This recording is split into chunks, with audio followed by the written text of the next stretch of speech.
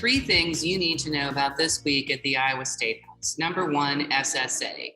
On Tuesday, House and Senate Democrats released their recommendation for SSA at 5%. And we really appreciate the fact that they came in with that number and demonstrated that that is a number that we believe we need to support our schools. Earlier this week, Senate Republicans released their proposal for 2.25%. And then late this morning, House Republicans announced their 2-part proposal for SSA. The first part is a 2.5% increase in the rate.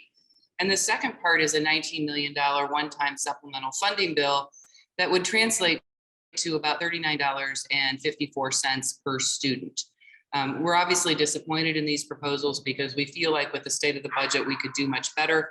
And we know that the challenges the districts are facing in terms of budgeting, with insurance costs going up, inflation impacting all areas of their budget, we had really hoped that this number would be at least 3% to help us accommodate and take care of those additional costs. The second thing you need to know about this week is work on the governor's education bill has begun. Obviously, a lot of the focus on that bill is on vouchers. And here are the things you need to know about the voucher proposal in this bill. It's been widely reported that it will be limited to only 10,000 vouchers, theoretically equally divided between families that meet the poverty level threshold, which is 400% of the federal poverty level, as well as students with IEPs. It will provide a little over $5,300 to those students. The rest of that money is put into a statewide pool that will then be redistributed to the smallest school districts, 102 districts in Iowa that have an enrollment under 500. That means they would get $220,000 approximately dollars in this first year, assuming everyone took advantage. But the real kicker in the legislation, and something that wasn't talked about, and so we knew the mechanics, what we didn't know is what else was going to be included. And the real kicker is there's language in there that basically prohibits the state from requiring changes in their educational program or their admission policies. It prohibits the state from imposing any regulation on private schools who take voucher students, i.e. students who are coming with taxpayer dollars. It prohibits them from imposing any regulation that is not required to implement the voucher program itself.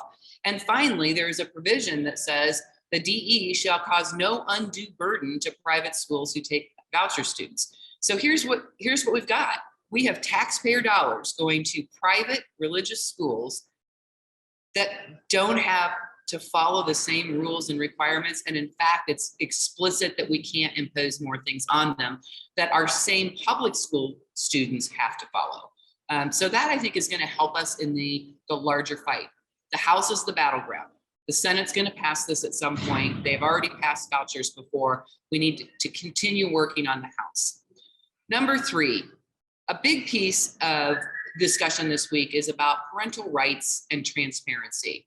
There are 2 separate things. One is a parental bill of rights, which essentially codifies what we already do as school districts. We know parents should be engaged. We want them engaged. We want them to ask questions about instructional material. We want them to be involved in their children's education. This bill that's going to pass out of the Senate Education Committee really just codifies the policies and procedures you already have in place. And it just says school districts must allow parents access to their children.